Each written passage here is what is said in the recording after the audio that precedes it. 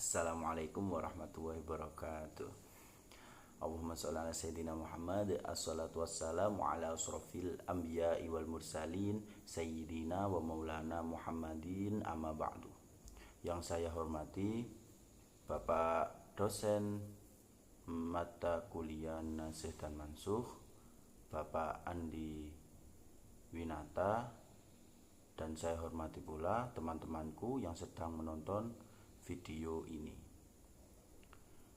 Perkenalkan, nama saya Mubarak Muzaki Zuhdi yang biasa dipanggil Pumpi, asal Lamongan, dari Mahasantri Mahat Ali Yusuf Mazhar semester 3.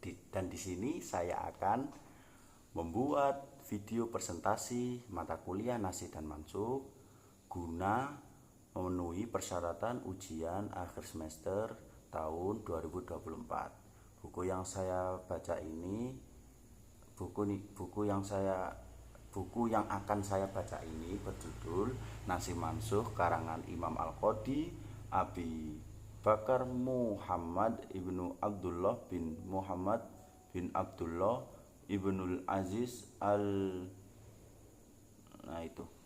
Oke, langsung saja. Saya akan melanjutkan apa yang dibacakan oleh presentator sebelumnya. Bismillahirrahmanirrahim. Qaulu ta'ala infiru khifafan wa siqalan. At-Taubah ayat 41. Qala ba'duhum qala Ibnu Abbas radhiyallahu anhu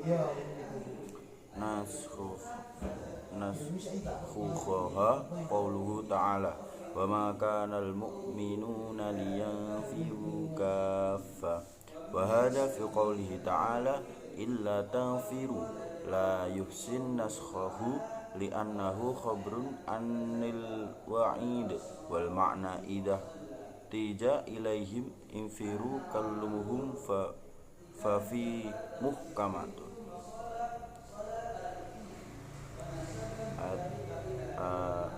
Di sini saya akan menjelaskan ayat surat At-Taubah ayat 122 tadi yang bunyinya di wa ma kanal mu'minuna liyanfiru kaffa al-ayat, yang artinya tidak sepatutnya bagi orang-orang yang mukmin itu pergi semuanya ke medan perang.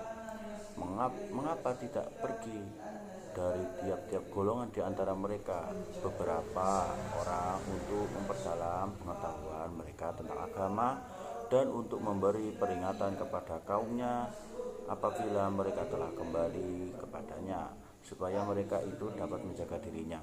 Hal ini merupakan penjelasan dari Allah Subhanahu wa taala mengenai apa yang dikehendakinya, yaitu berkenaan dengan keberangkatan semua kabilah bersama Rasulullah SAW ke medan perang Tabuk. Segolongan ulama salaf ada yang berpendapat bahwa setiap muslim diwajibkan berangkat dengan Rasulullah SAW apabila beliau keluar berangkat ke medan perang. Untuk itulah dalam firman yang lain disebutkan infiru khifafan wa thiqalan, berangkatlah kalian baik dalam keadaan merasa ringan ataupun merasa berat atau baik. Kemudian dalam ayat berikutnya disebutkan oleh firman-Nya, maka nali ahli Madinati wa man haulahum minal a'rabi ayyatakhallafu ar-rasulillah.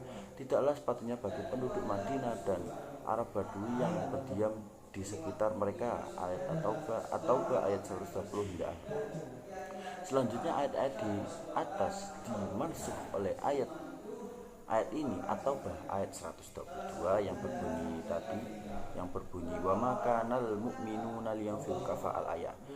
Selanjutnya dapat pula ditakwilkan bahwa ayat ini merupakan penjelasan dari apa yang dimaksud oleh Allah Subhanahu wa taala sehubung dengan keberangkatan semua kabilah dan sejumlah kecil dari tiap-tiap kabilah apabila mereka tidak keluar semuanya boleh tidak berangkat. Dimaksudkan agar mereka yang berangkat bersama Rasulullah SAW memperdalam agamanya melalui wahyu-wahyu yang diturunkan kepada Nabi Muhammad SAW. Selanjutnya apabila mereka kembali kepada kaumnya memberikan peringatan kepada kaumnya tentang segala sesuatu yang menyangkut musuh mereka agar mereka waspada. Dengan demikian maka golongan yang tertentu ini memikul dua tugas sekaligus, tetapi sesudah masa Nabi Muhammad SAW maka tugas mereka berangkat dari kabilah-kabilah itu tiada lain ada kalanya untuk belajar agama dan untuk berijtihad, karena sesungguhnya hal tersebut fardu kifayah bagi mereka. Ali ibnu Abu Talha telah meriwayatkan dari Ibnu Abbas sehubungan dengan firman-Nya, tidak sepatutnya bagi orang-orang yang mukmin itu pergi semuanya ke medan perang, atau ke ayat 122, yakni tidaklah sepatutnya orang-orang mukmin berangkat semuanya ke medan perang dan meninggalkan Nabi Muhammad sendirian. Mengapa tidak pergi dari golongan-golongan di antara mereka berperang, yaitu suatu golongan?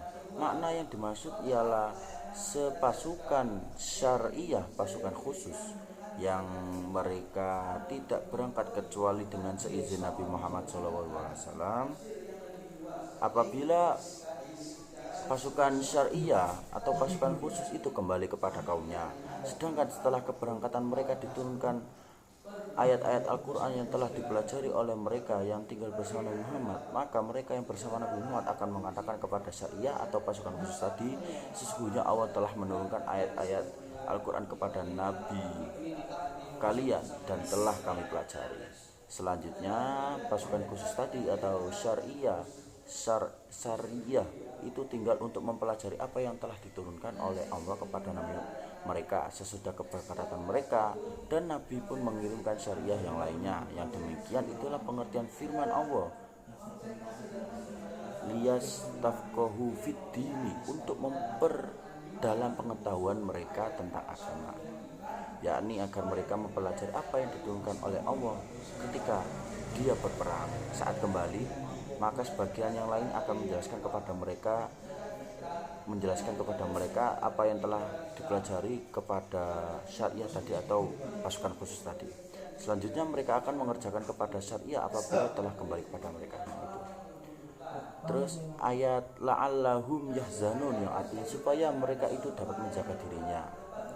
Penggalan dari surat At-Taubah ayat 122. Mujahid mengatakan bahwa ayat ini diturunkan sehubungan dengan sejumlah orang dari kalangan sahabat Nabi Muhammad SAW yang pergi ke daerah-daerah pedalaman, lalu mereka beroleh kebajikan dari putra penduduknya dan beroleh manfaat dari kesuburannya, serta menyeru orang-orang yang mereka jumpai ke jalan petunjuk atau hidayah. Maka orang-orang pedalaman berkata kepada mereka, tiada yang kami lihat dari kalian melainkan kalian yang telah meninggalkan teman kalian Nabi Muhammad, dan kalian datang kepada kami. Maka timbullah rasa berdosa dalam hati mereka, lalu mereka pergi ke dalam pedalaman dan menghadap Nabi Muhammad SAW. Maka Allah Subhanahu wa Ta'ala berfirman, mengapa tidak pergi dari tiap-tiap golongan di antara mereka beberapa orang-orang atau baik 122 untuk mencari kebaikan, untuk memperdalam pengetahuan mereka tentang agama, dan mereka mendengarkan apa yang terjadi di kalangan orang-orang serta apa yang telah diturunkan oleh Allah. Allah memaafkan mereka dan untuk memberi peringatan kepada kaumnya atau ayat 122, yakni semua orang apabila mereka kembali kepada kaumnya masing-masing supaya mereka itu dapat menjaga dirinya. Tadi itu penafsiran dari tafsir Ibnu Katsir surat At-Taubah ayat 122. Sekarang saya akan membaca tafsiran dari surat At-Taubah ayat 41 yang ayatnya berbunyi, Bismillahirrahmanirrahim, infiru khifafan wa thiqalan wa jahidu bi amwalikum wa anfusikum fi sabilillah dzalikum khairul lakum in kuntum ta'lamun. Artinya, berangkatlah kalian baik dalam keadaan merasa ringan ataupun merasa berat, dan berjihadlah dengan harta dan diri kalian di jalan Allah. Yang demikian itu adalah lebih baik bagi kalian jika kalian mengetahui. Sufyan Ats-Tsauri telah meriwayatkan dari ayahnya, dari Abu Dawud, dari Abu Duha Muslim Ibnu Sabih sehubungan dengan makna ayat ini, yaitu firman-Nya, berangkatlah kalian ke berangkatlah kalian baik dalam keadaan ringan maupun berat. Atau ayat 41. Ayat ini adalah ayat yang mula-mula diturunkan dari surat Baro'ah. Mu'tamir ibnu Sulaiman Baro'ah dari surat At-Taubah. Mu'tamir ibnu Sulaiman telah meriwayatkan dari ayahnya yang mengatakan bahwa Hadrami menduga sejumlah orang telah menceritakan kepadanya bahwa barangkali ada seseorang di antara mereka yang sakit dan berlanjut usia, lalu ia mengatakan, sejujurnya aku tidak berdosa. Maka Allah menurunkan ayat infiru khifafa wasikola, berangkatlah kalian baik dalam keadaan ringan ataupun berat. Tadi ada orang yang sakit atau sudah berusia lanjut, itu ditegaskan atau disuruh oleh Allah dalam ayatnya infiru khifafa wasikola, yang artinya itu berangkatlah kalian ke medan perang dalam keadaan sakit maupun dalam keadaan sehat, dalam keadaan ringan ataupun berat. Maka Allah memberitakan untuk memobilisasi umum untuk ikut dengan Rasulullah pada tahun perang Tabuk untuk memerangi musuh-musuh Allah dari kalangan orang-orang Romawi yang kafir dari ahli kitab. Allah mengharuskan kaum mukmin untuk berangkat berperang bersama Rasulullah SAW dalam keadaan apapun, baik itu dalam keadaan semangat maupun dalam keadaan malas, dan baik dalam keadaan sulit maupun dalam keadaan mudah. Maka Allah berfirman, infiru khifafa. Ali ibnu Yazid telah meriwayatkan dari Anas dari Abu Talha bahwa baik telah berusia tua maupun masih berusia muda, semuanya harus berangkat, tidak ada pengecualian. Allah tidak mau mendengar alasan dari seorang pun. Kemudian Abu Talha berangkat menuju Syam dan berjihad hingga gugur. Menurut riwayat lain, Abu Talha membaca surat Baro'ah, lalu bacaannya itu sampai pada firman-Nya infiru khifafa wasiqalam wajahidu bi amwalikum wa anfusikum fi sabilillah, berangkatlah kalian baik dalam keadaan merasa ringan ataupun berat, dan berjihadlah dengan harta dan diri kalian di jalan Allah. Lalu ia berkata, saya berpendapat bahwa Tuhan kita telah memerintahkan kepada kita untuk berangkat berperang, baik yang telah berusia tua maupun masih muda. Hai anak-anakku, persiapkanlah perbekalan untukku. Maka anak-anak berkata, semoga Allah merahmatimu, sesungguhnya engkau telah ikut berperang bersama Rasulullah SAW hingga beliau wafat, dan bersama Abu Bakar hingga ia wafat, juga bersama Umar hingga ia wafat. Maka biarkanlah kami yang berperang sebagai ganti dirimu, wahai ayah. Tetapi Abu Talha menolak. Maka ia pergi berjihad dengan menaiki kapal laut, lalu ia gugur. Mereka yang bersamanya tidak menemukan suatu pulau pun untuk mengebumikan jenazahnya kecuali sesudah 9 hari. Tetapi selama itu jenazah tidak membusuk, lalu mereka mengebumikan di pulau yang baru yang mereka jumpai itu.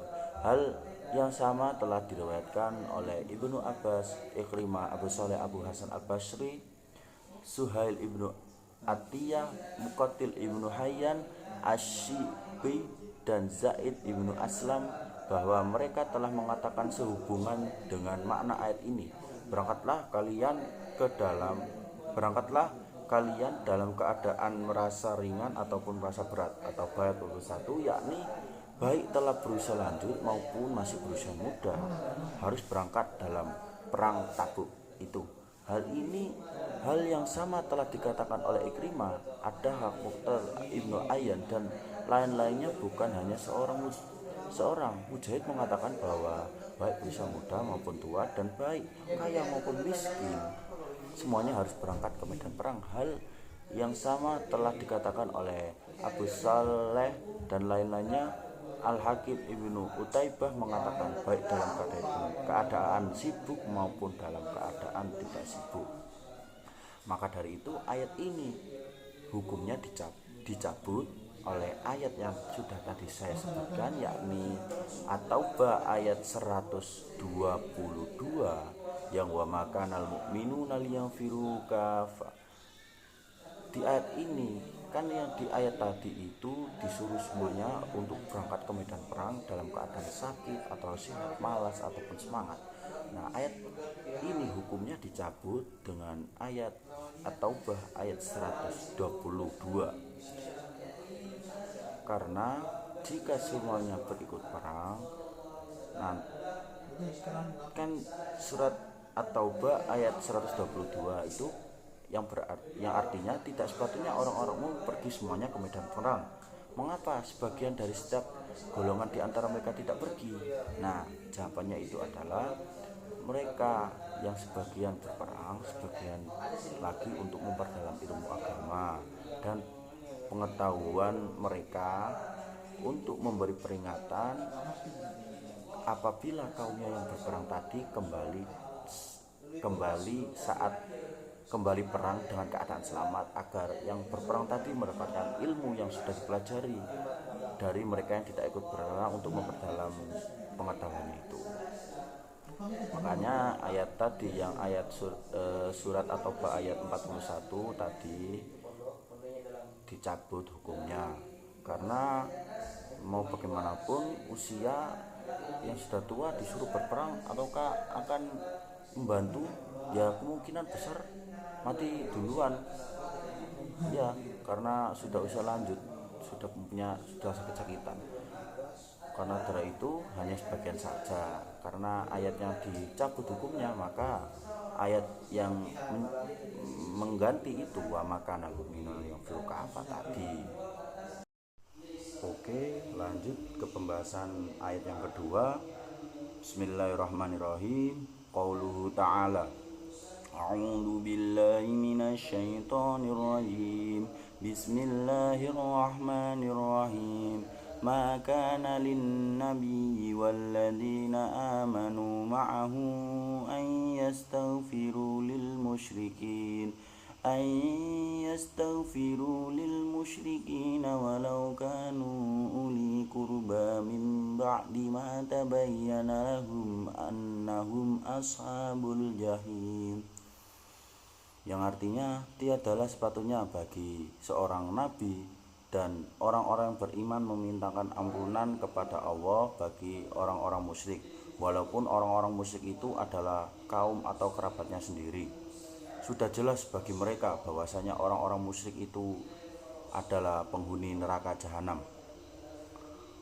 Qala al-Qadi Muhammad ibnu Arabi radhiyallahu anhu fi sahihi anna Aba Thalib lamma da'ahun nabiyyi alaihi sallallahu alaihi wasallam faqala lahu anna ala millata Abdul Muttalib wa mata ala dalik.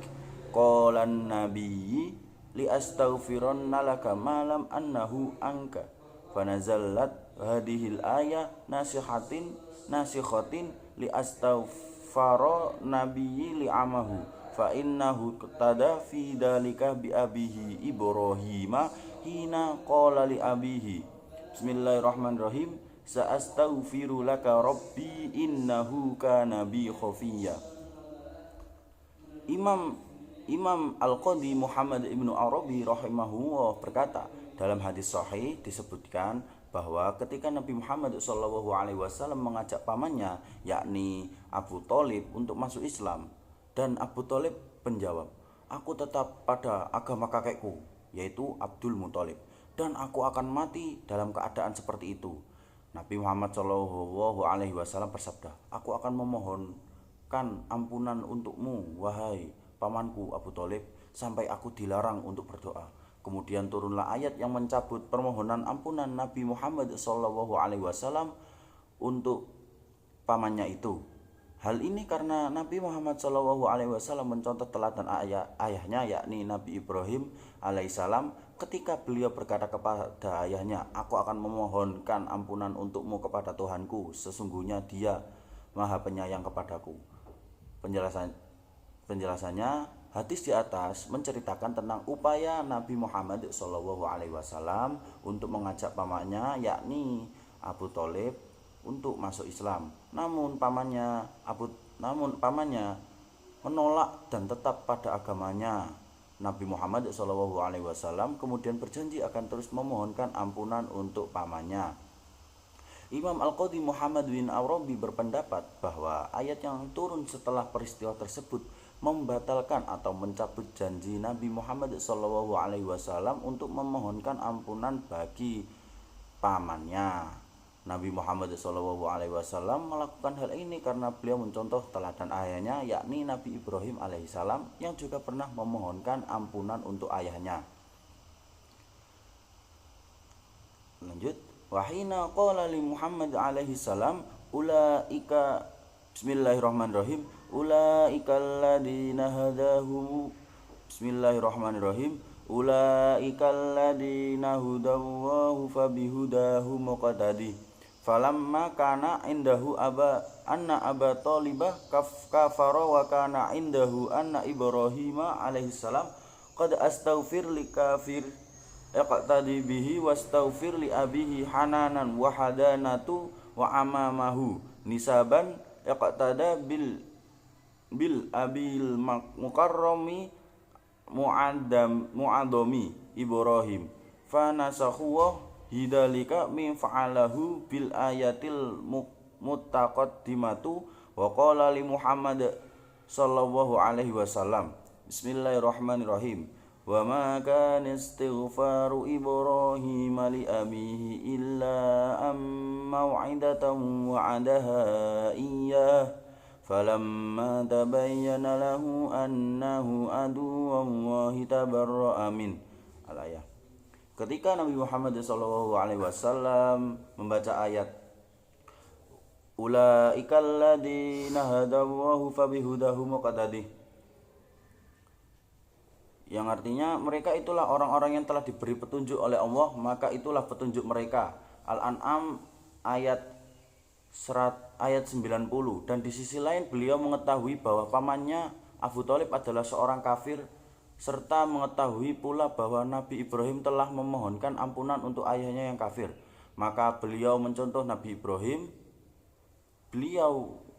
Nabi Muhammad memohonkan ampunan untuk pamannya, yakni Abu Thalib, karena kasih sayang, karena hubungan kekerabatan, dan sebagai bentuk penghormatan kepada pamannya. Beliau mencontoh teladan ayahnya, yakni Nabi Ibrahim yang sangat dimuliakan. Namun Allah kemudian mencabut perbuatan Nabi Muhammad SAW untuk memohonkan ampunan bagi pamannya melalui ayat sebelumnya.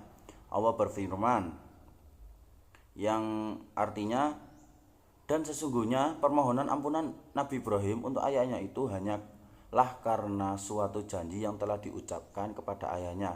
Maka tatkala jelas baginya bahwa ayahnya itu adalah musuh Allah, maka Nabi Ibrahim berlepas diri daripadanya. Penjelasannya, ayat ini menjelaskan tentang tindakan Nabi Muhammad SAW yang memohonkan ampunan untuk pamannya Abu Thalib yang telah meninggal dalam keadaan kafir. Beliau terinspirasi oleh tindakan Nabi Ibrahim alaihissalam yang juga pernah memohonkan ampunan untuk ayahnya yang kafir. Namun Allah kemudian menurunkan ayat yang membatalkan permohonan ampunan Nabi Muhammad SAW tersebut. Allah menjelaskan bahwa permohonan ampunan Nabi Ibrahim dilakukan karena janjinya kepada ayahnya. Namun setelah mengetahui bahwa ayahnya adalah musuh Allah, Nabi Ibrahim alaihissalam pun berhenti untuk mendoakan ayahnya tersebut karena sudah mengetahui bahwa ayahnya sendiri adalah musuh Allah. Oke, lanjut.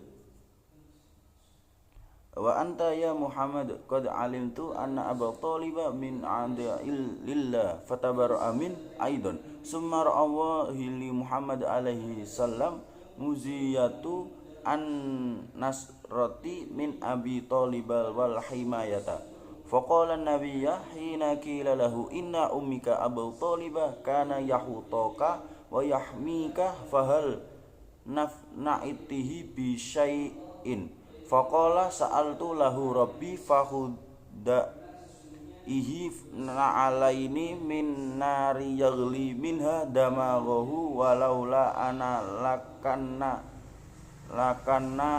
lakana fi fitarkil asfali minan nar.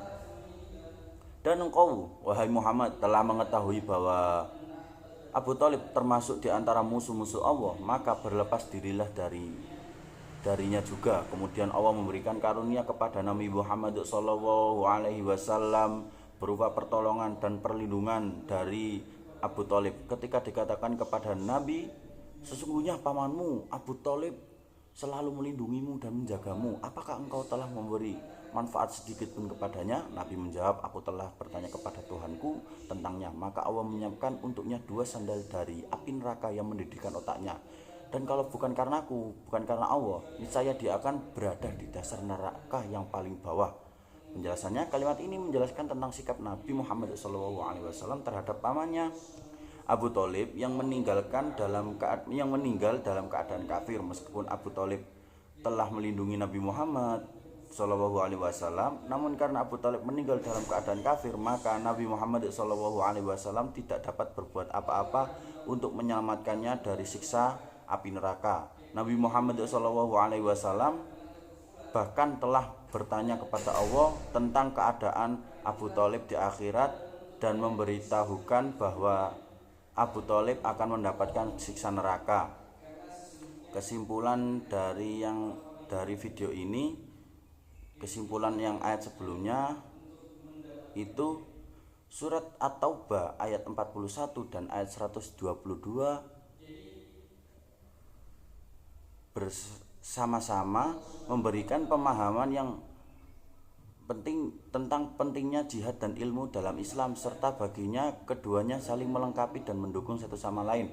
Ayat 41, ayat ini menekankan pentingnya jihad fisabilillah baik dengan harta maupun jiwa.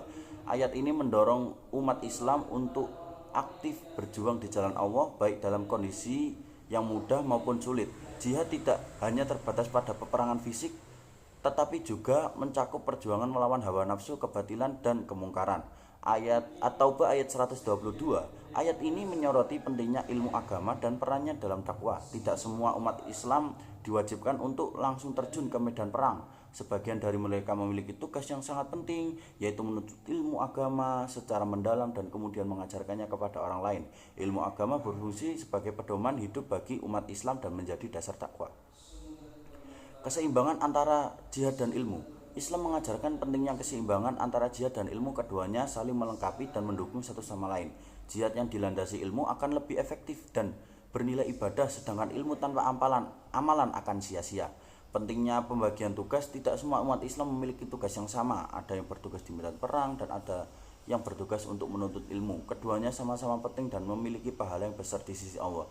Tujuan akhir baik jihad maupun menuntut ilmu, tujuan akhirnya adalah untuk menegakkan agama Allah di muka bumi dan memberikan manfaat bagi sesama. Kesimpulan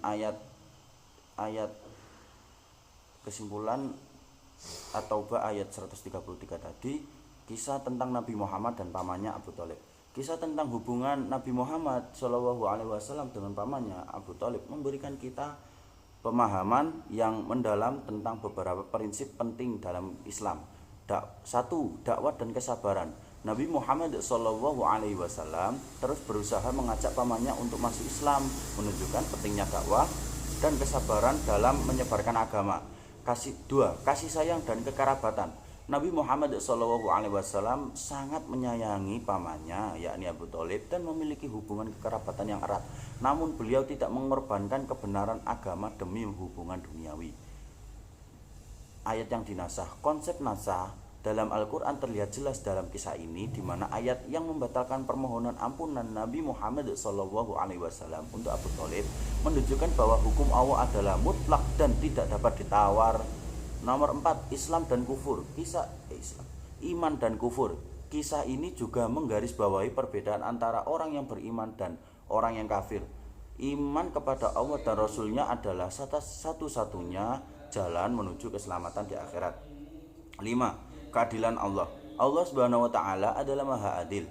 Setiap orang pasti akan menerima balasan sesuai dengan amal perbuatannya, baik itu kebaikan maupun keburukan, seperti dalam surat Al-Isra ayat 7 yang berbunyi, Bismillahirrahmanirrahim, in ahsantum li anfusikum wa in asatum falaha. Yang artinya jika kamu berbuat baik, maka perbuatan baik itu akan kembali kepada dirimu sendiri, dan jika kamu melakukan perbuatan buruk, maka perbuatan buruk itu akan kembali pada dirimu sendiri. Nomor 6. Batas doa. Meskipun Nabi Muhammad SAW adalah manusia yang paling mulia, namun doa beliau pun memiliki batas. Allah Subhanahu wa taala yang Maha mengetahui akan menentukan siapa yang berhak mendapatkan ampunan. Kisah Nabi Muhammad SAW dan Abu Thalib merupakan salah satu kisah yang sangat penting dalam sejarah Islam. Kisah ini mengajarkan kita tentang banyak hal, mulai dari pentingnya iman dan dakwah hingga konsep nasakh dan keadilan Allah. Dengan memahami kisah ini, kita dapat semakin mendekatkan diri kepada Allah Subhanahu wa taala dan mengamalkan ajaran Islam dan kehidupan sehari-hari. Mungkin itu saja dari saya. Jika ada tutur kata yang salah dalam video ini, mohon dimaafkan karena saya di sini juga masih belajar dan memahami. Semoga ilmu yang saya sampaikan bermanfaat fid dini wad dunya wal akhirah. Akhirul kalam, saya Mubarok Muzaki Zudi pamit undur diri. Ihdinas siratal mustaqim. Wassalamualaikum warahmatullahi wabarakatuh.